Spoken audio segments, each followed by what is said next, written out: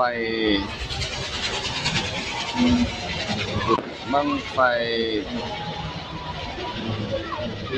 งานพระธาตุหลวง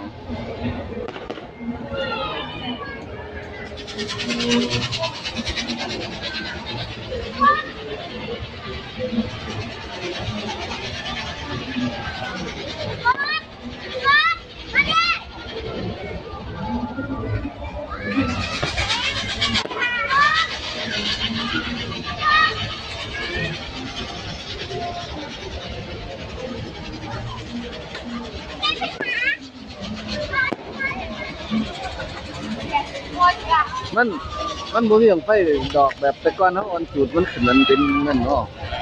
เขาบ่ใช่ดอกที่ตัวนั้นมันไปถือกันต้องค้ำกันต้องปิวน่ะมัน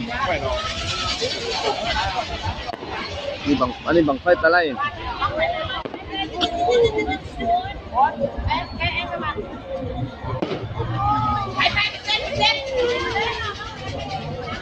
อันนี้ก็ติดอยู่เดียวถ่ายรูปวางในรูป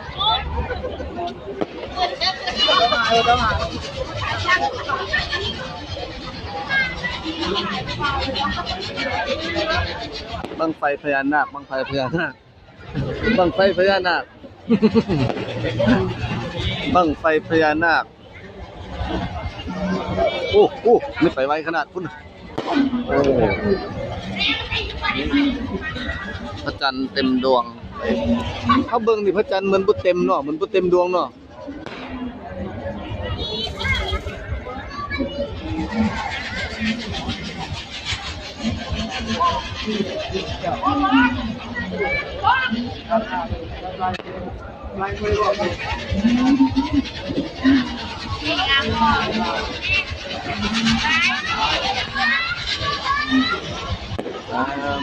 ปุ้ม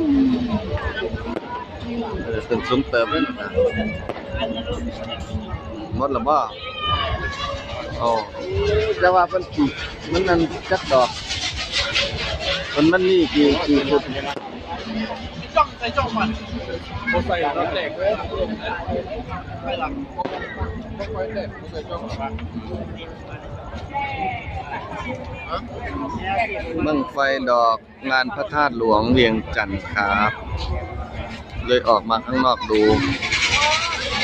คนใหญ่เหรอหยุดเป็นมือจับฟังผมเอาแค่นี้ก่อนนะครับ